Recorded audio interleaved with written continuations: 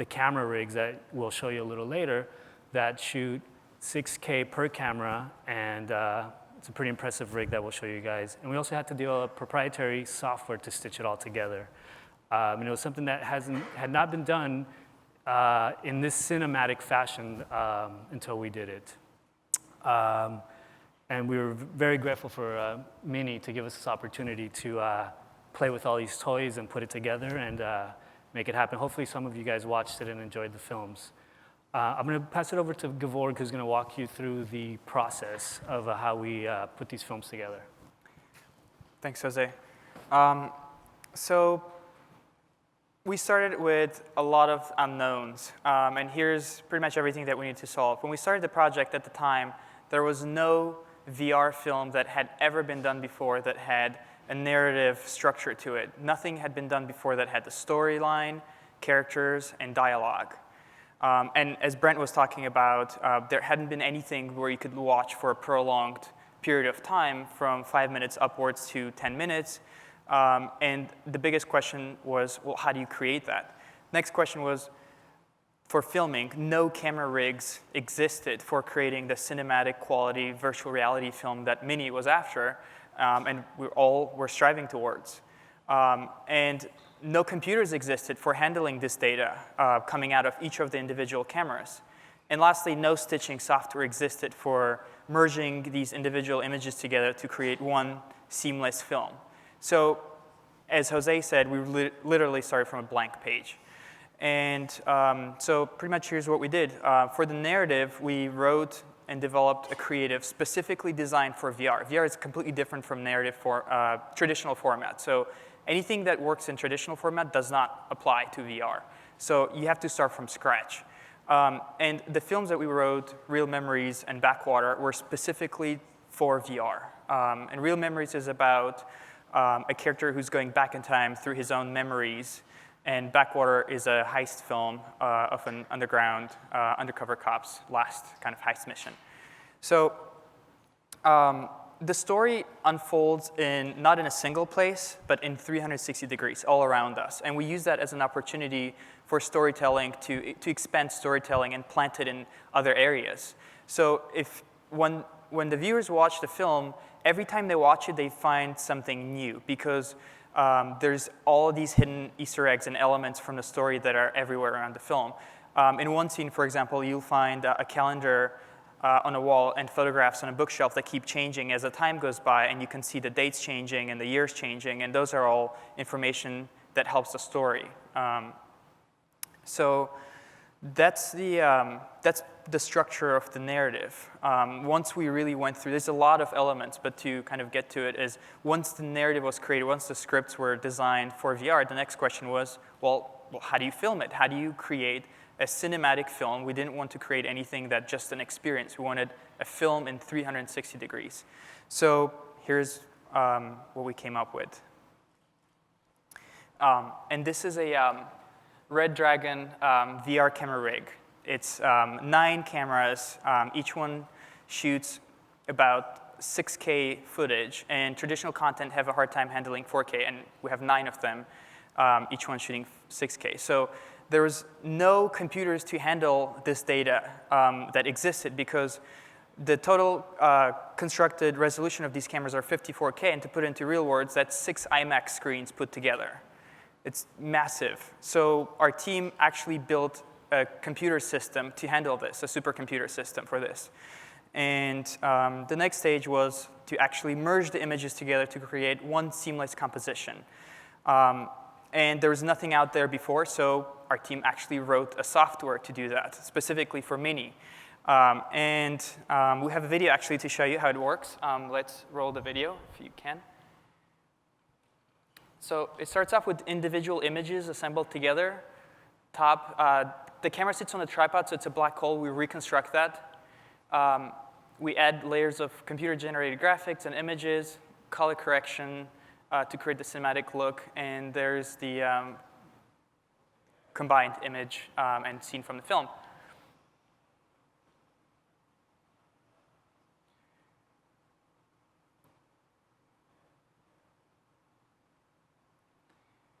Yeah. So we call that the bipolar stitch. It's our custom software solution. You plug the cameras in, you press a button, and it stitches everything for you. Here's a final image from it. It's 360 directional, true, with no black holes, nothing. We solved all the questions that people had. Here's another image from the other film. Like we said, cinematic quality. It's a film in 360 degrees. And that's a still image from it. So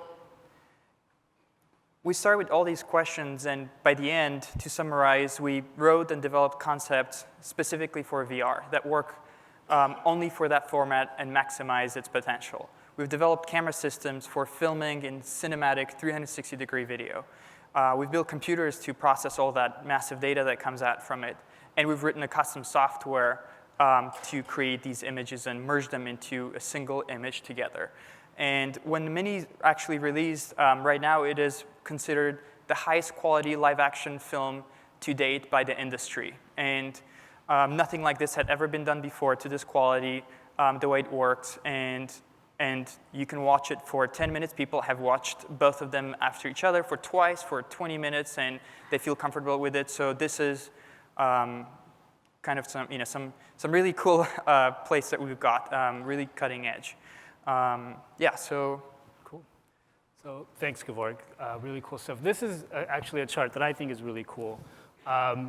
This is, we got this from a group of neuroscientists that did this study, and they tested to see what the emotional engagement was for an audience watching VR versus traditional content. So if you can see the chart on the top, that's the emotional engagement when you're having a VR experience.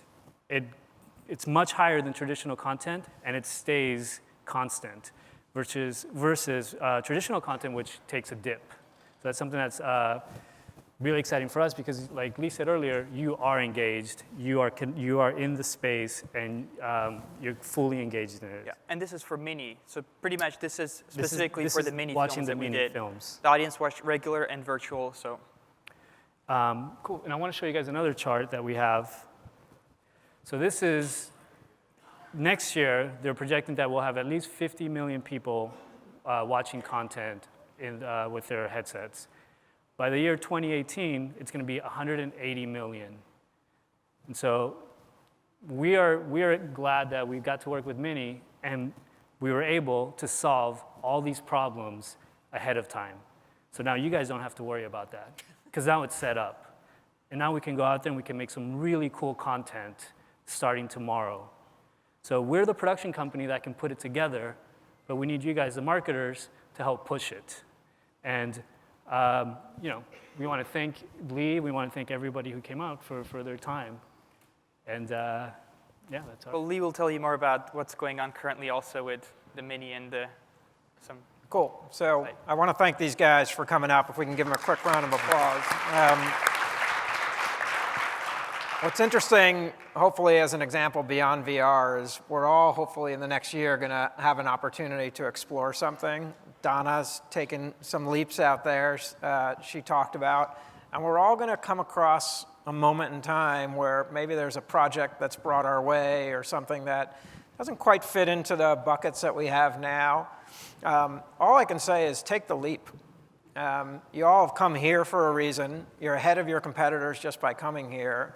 But don't just go home and then take some notes and tweet something out and all that kind of stuff. Take the leap. And this is a leap that we had to take at Mini. This was definitely a big, not only expense in terms of dollars, but also a time commitment and also a challenge to ourselves to say, what could this lead to? We kind of threw out even traditional metrics of ROI. We do look at engagement and we look at what's happening in terms of views and so forth. But we also took this as an opportunity to say, don't make this a product demo. A lot of people are doing VR right now and they're doing these as demos. We did this as a narrative and hired these talented guys and their firm to bring it to life. The other thing in terms of taking a leap is you're going to have to trust somebody.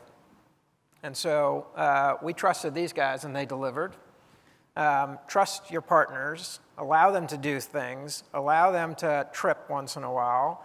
These guys tripped when you have to put the camera down and then look in 360 degrees, and the director actually has to get out of the way or he's in the shot. So they're tripping, running out of the scene. But they came up with a good solution. They actually made their crew some of the extras in the film, so that was kind of cool. But if you get a chance to look at these, you'll actually see we actually are telling a little bit of a product story as well. We have a system called Mini Connected, which brings you inside the car. And at a couple of points in the film, people are inside a Mini motoring around, and we bring them into the connected system. And the connected system is all about innovation and technology. So we thought VR would be a great way to tell that story, and it is. The challenge now, this chart that we saw before in terms of distribution and adoption is great. Maybe it's right, maybe it's not right. But the thing that cardboard has done is it's put it into more people's hands.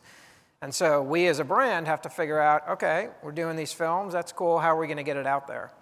So we looked and we talked to partners. It's interesting how few partners are kind of even able to handle a question like this.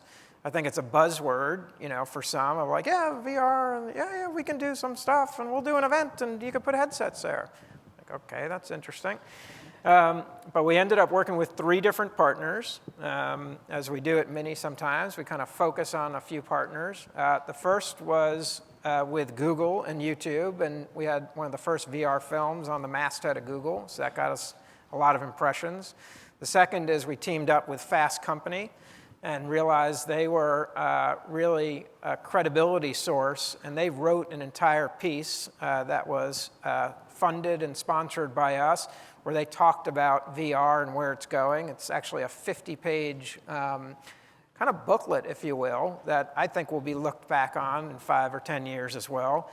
And they have a list of their, what they call the 1,000 most creative people. So they sent it out to each of those people, and those people are now talking about this. And we sent them an opportunity to see our films. And then the last piece, which literally just happened this weekend, is the New York Times stepping forward and distributing literally 1 million pair of these cardboard goggles to their subscribers. And